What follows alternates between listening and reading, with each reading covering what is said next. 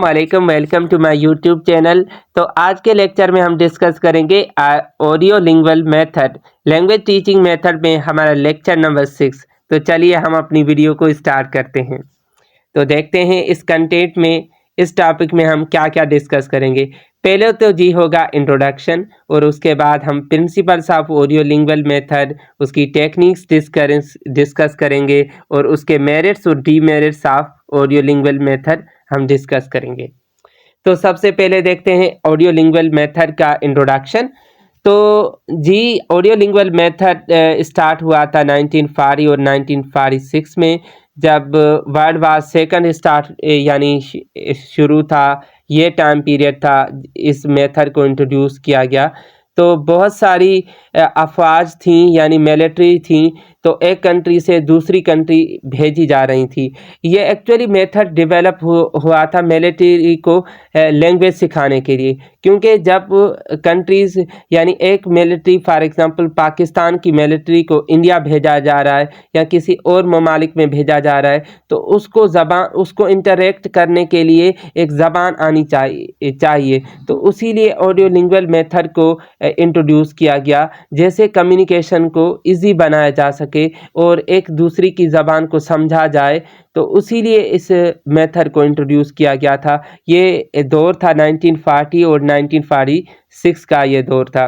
Since then became very popular, और उसके बाद तो ये मेथड बहुत पॉपुलर हुआ, ठीक है। और उसके बाद stress on listening and speaking, तो ये लिसनिंग और स्पीकिंग पे ज़्यादा जो है वो जोर देता है, स्ट्रेस देता है। आपको मैं बताता हूँ, ऑडियो का मतलब होता है सुनना, लैंग्वेज का मतलब होता है लैंग्वेज। हम पहले वाले यानी जब आप में लिंग्विस्टिक वाला हमारा लेक्चर देखेंगे, मैंने लैंग्वेज पे लेक्चर दिया था, तो उसमें मैंने आपको बताया था कि जो लैंग्वेज है लैंग्वा से लिया गया है। तो लैंग्वेज से रिलेटेड है, इसका मतलब है स्पीकिंग, ऑडियो का मतलब है लिसनिंग। इसमें लिसनिंग और स्पीकिंग की कराई जाती है, ठीक है। और उसके बाद यहाँ पे दिया हुआ है, ठीक है, language audio means listening, lingual means speaking, based on A behaviouristic theory. जो बिहेवियरिस्टिक थ्योरी है इस पे ये बेस करता है, और स्ट्रक्चरल अप्रोच पे ये मेथड बेस करता है,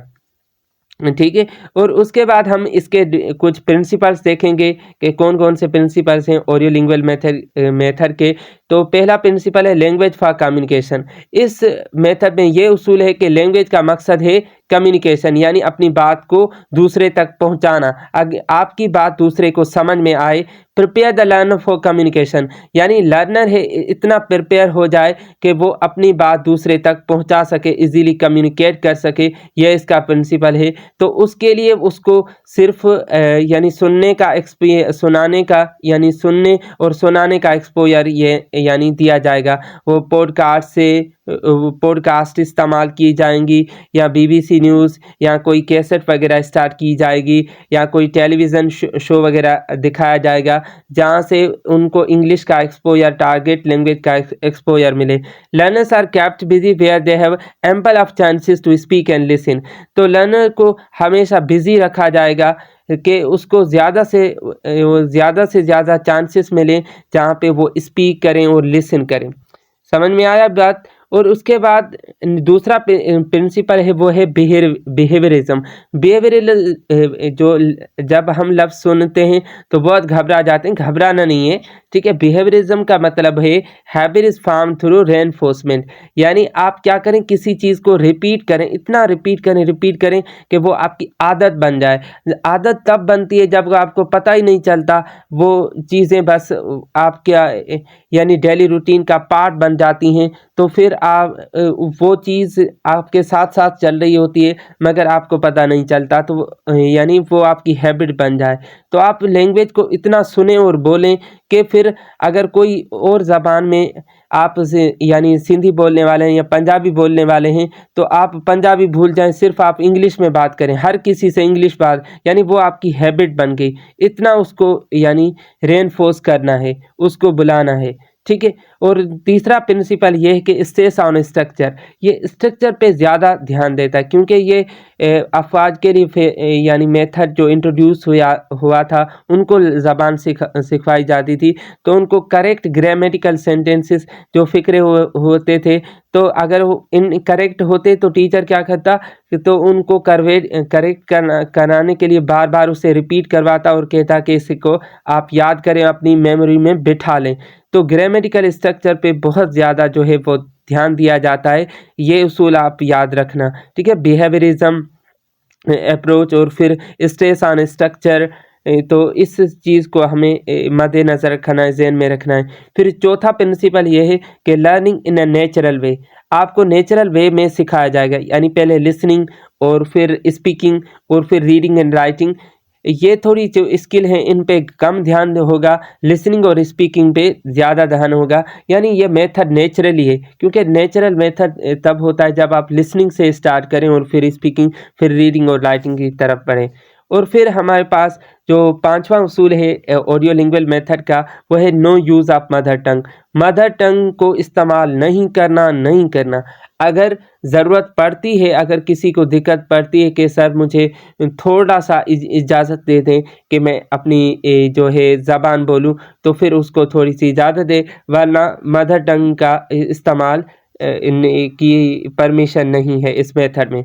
फिर हम देखेंगे कि ऑडियो लिंगुअल मेथड में कौन कौन से जो है टेक्निक्स हैं। टेक्निक बहुत मज़ेदार है। पहली टेक्निक ये है कि प्रेजेंटिंग द डायलॉग, तो इसमें आपको डायलॉग की सूरत में आपको जो है एक्सपोजर मिलेगा। इसमें बच्चों को मुख्तलिफ जो है ग्रुप में डिवाइड किया जाएगा और फिर कहा जाएगा कि आप कोई डायलॉग तैयार करें, या आप डायलॉग बना के, ये डायलॉग है आप यहाँ इस पे तैयारी करें, या आप खुद से जो है वो डायलॉग बना के लाएं और पिक्चर उनके सामने, या कोई बुक है वो इंट्रोड्यूस किया जाएगा, वहाँ पे वोकैबुलरी लिखी होगी उस सिचुएशन के इदारे, और फिर कहा जाएगा कि आप अब जो है डायलॉग फॉर्म में जो है वो जो है अब प्रेजेंट करें। आपको पता है कि pictures are helpful in what's being talked about in a dialogue, तो पिक्चर जो हैं वो बहुत मददगार होती हैं जब भी हम कोई चीज़ जो है प्रेजेंट करते हैं, ठीक है। और उसके बाद जो है दूसरी टेक्निक ये है, वो है drilling practice. Drilling practice means repetition, यानी उस चीज़ को इतना रिपीट करना है कि वो आपके मेमोरी में हमेशा के लिए सेव हो जाए। Questions and answers are drills are repeated several times. उसमें क्वेश्चन पूछे जाएंगे और फिर उनसे आंसर लिए जाएंगे और उसको बार बार जो है वो रिपीट किया जाएगा। New structures are drilled many times, अगर कोई भी वोकैब हो, क्वेश्चन हो, आंसर हो, अगर न्यू होंगे तो उसको बार बार रिपीट किया जाएगा, जैसे वो उनकी जो है वो जहन में बैठ जाएं। ये दूसरी टेक्निक है। फिर तीसरी टेक्निक हम डिस्कस करेंगे, वो ये है कि presenting the new vocabulary. New vocabulary जब इंट्रोड्यूस की जाएगी तो वो डायलॉग फॉर्म में होगी, क्योंकि हमारा जो मकसद है वो है स्किल डेवलप करना, क्योंकि वो बच्चों को परफॉर्म करना आ जाए, क्योंकि हम उन जो सीखने वाले हैं उनको हम लाना है, यानी जो बोलने वाला है टारगेट कंट्री में हमें लाना है। फॉर एग्जांपल हमें बच्चों को सिखाना है और फिर यूएस भेजना है, यूके भेजना है, ठीक है, कनाडा भेजना है, तो वो अगर उनको बोलना नहीं आएगा तो फिर वो कैसे इंटरेक्ट करेंगे कनाडा, जब कैनेडियन इंग्लिश बोलेंगे या ऑस्ट्रेलियन इंग्लिश बोलेंगे, यूएस वाले इंग्लिश बोलेंगे या ब्रिटिश वाले इंग्लिश बोलेंगे, तो उनसे वो कैसे इंटरेक्ट करेगा। तो उसके लिए हमें क्या करना है कि वो उनको प्रिपेयर करना है, उस हद तक हमें उनको तैयार करना है। Explaining the meaning of new vocabulary on a white और ब्लैक बोर्ड, तो हम न्यू वोकैबुलरी कभी कभी जो इस मेथड में वाइट बोर्ड पे या ब्लैक बोर्ड पे एक्सप्लेन की जाती थी। और फिर चौथी टेक्निक यह है कि न्यू स्ट्रक्चर, जब न्यू स्ट्रक्चर प्रेजेंट किया जाएगा, select an unfamiliar structure and he rights it on the board, तो किसी भी नई जो स्ट्रक्चर होगी, कोई भी नया फिक्रा जो होगा, उसकी नई तरह से जो कंपोजिशन होगी उसको बोर्ड में लिखा जाएगा और फिर उसको यानी कई बार उसको रिपीट किया जाएगा। Show meaning by putting the structure into context, और फिर उस लफ्ज़ से उसको वोकैबुलरी, उसको कॉन्टेक्स्ट यानी उस सिचुएशन में फिट करना होगा, उस सिचुएशन में उसको इस्तेमाल करना है, ठीक है। और उसके बाद जो पांचवी टेक्निक है वो है रिटन एक्सरसाइजेज एंड होमवर्क। जो रिटन एक्सरसाइजेज और होमवर्क बच्चों को दिए जाते हैं, ये इसका पांचवा उसूल है, यानी सॉरी टेक्निक है। तो इसमें जो रिटन एक्सरसाइजेज होती हैं या होमवर्क होती हैं, अक्सर जो एक्सरसाइजेज होते हैं वो ओरली होते हैं, यानी आपको ज़बानी जो है वो हल करने हैं। आपसे क्वेश्चन पूछा जाएगा, for example she, okay, she come here, तो यहाँ पे किस चीज़ की कमी है, तो फिर बच्चा बताएगा कि ये प्रेजेंट सिंपल टेंस है, या वर्ब में फर्स्ट फॉर्म में एस नहीं मिला हुआ, तो आपको एस मिलाना है कम्स। तो ऐसे जो है बच्चे एक्सरसाइज करते थे ओरली, ऑडियो लिंगुअल मेथड में। और फिर हम देखते हैं कि ऑडियो लिंगुअल मेथड के क्या क्या मेरिट्स हैं।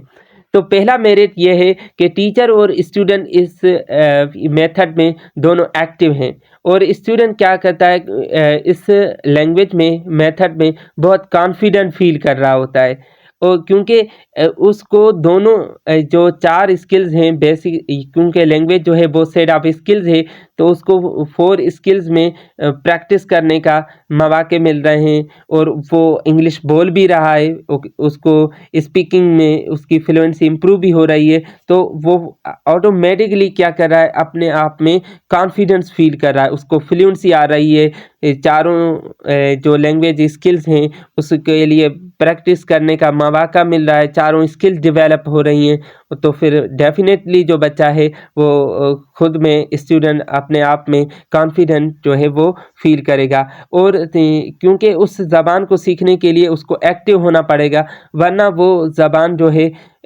या वो जो स्किल्स हैं वो उसका पार्ट नहीं बन पाएंगी, ठीक है। और फिर उसको मेंटली, स्टूडेंट को मेंटली सेटिस्फिकेशन मिल रही होती है, तो ये फील करता है कि जिस मकसद के लिए मैं आया था, टारगेट ज़बान सीखने के लिए, तो वो मेरा मकसद जो है वो पूरा हो रहा है। The learners learn the correct structure, और लर्नर जो है बिल्कुल एग्जैक्ट करेक्ट स्ट्रक्चर बोल रहा है, तो ये भी यानी इसका मेरिट है, ये भी बहुत अच्छी बात है, क्योंकि जब हम एडवांस लेवल तक पहुंच जाते हैं, 16 साल की तालीम यानी मुकम्मल करते हैं, उसके बाद भी हम बहुत सारी गलतियां कर रहे होते हैं, मिस्टेक्स करते हैं, मगर ये बच्चे जो हैं वो गलती नहीं करते। ऑडियो लिंगुअल में इतनी ड्रिल्स और प्रैक्टिस की कराई जाती है कि वो करेक्ट स्ट्रक्चर जो हैं वो बोलते हैं एज अ नेटिव स्पीकर्स, ठीक है। तो अगर हम डीमेरिट्स की बात करें, तो ये सिर्फ language is learn only at a functional level, ये सिर्फ फंक्शनल लेवल पे सीखी जाती है, तो ये इसका पहला जो है डीमेरिट्स है, क्योंकि सिर्फ आपको कोई भी एक फील्ड चुननी होगी, क्योंकि आप जब हम पढ़ते हैं इंग्लिश फॉर स्पेसिफिक पर्पसेस, तो हम एक फील्ड, फॉर एग्जांपल अगर आपको वोकैब सिखाई जाएगी ऑडियो लिंगुअल मेथड में, तो आपको माली की जो है इंग्लिश सीखनी है, ड्राइवर की इंग्लिश सीखनी है, क्योंकि आपको कस्टमर्स में, या बिजनेस इंग्लिश सीखनी है। सिर्फ अगर आपको बिजनेस की वोकैबुलरी दी जाएगी, तो फिर वो वोकैब आप किसी और फील्ड में इस्तेमाल नहीं कर सकते, एज मिलिट्री इस्तेमाल नहीं कर सकते, एज अ ड्राइवर इस्तेमाल नहीं कर सकते, एज अ फैमिली मेम्बर इस्तेमाल नहीं कर सकते। सिर्फ आपको एक फील्ड के लिए आपको जो है वो ज़बान सिखाई जाती है। और फिर जो लैंग्वेज का क्रिएटिव एस्पेक्ट है वो बहुत सारा जो है वो इफ़ेक्ट होता है, और ग्रामर रूल्स जो हैं वो आपको अच्छे से नहीं सिखाए जाते, क्योंकि उसमें क्या होता है कि आपको सिर्फ स्पीकिंग पे और लिसनिंग पे ध्यान दिया जाता है, जिसमें जो ग्रामर का जो क्रिएटिव पार्ट है वो और ग्रामेटिकल जो रूल्स होते हैं वो बहुत ही अहम किरदार अदा करते हैं, तो उस चीज़ को जो है इग्नोर किया जाता है, और डेफिनेटली वेस्टेज ऑफ टाइम, और बहुत सारा जो है वो टाइम ज़ाया होता है, बर्बाद हो जाता है बच्चों का, क्योंकि सिर्फ लिसनिंग और स्पीकिंग हो रही है, और उसके बाद एक स्पेसिफिक फील्ड के लिए, फंक्शनल लेवल के लिए जो आपको प्रिपेयर किया जा रहा है, और only fluency in speech is target, सिर्फ आपको सिर्फ बोलना आ जाए, ये इसका मकसद होता है। तो ये इसके जो हैं वो डीमेरिट्स हैं। ठीक है, यहीं पे हमारा लेक्चर जो है वो एंड होता है। मुझे उम्मीद है कि आपको ऑडियो लिंगुअल मेथड बहुत अच्छे से क्लियर हुआ होगा। तो हम मिलते हैं नेक्स्ट वीडियो में, तब तक के लिए दीजिए इजाज़त। Thank you very much. अल्लाह हाफ़िज़।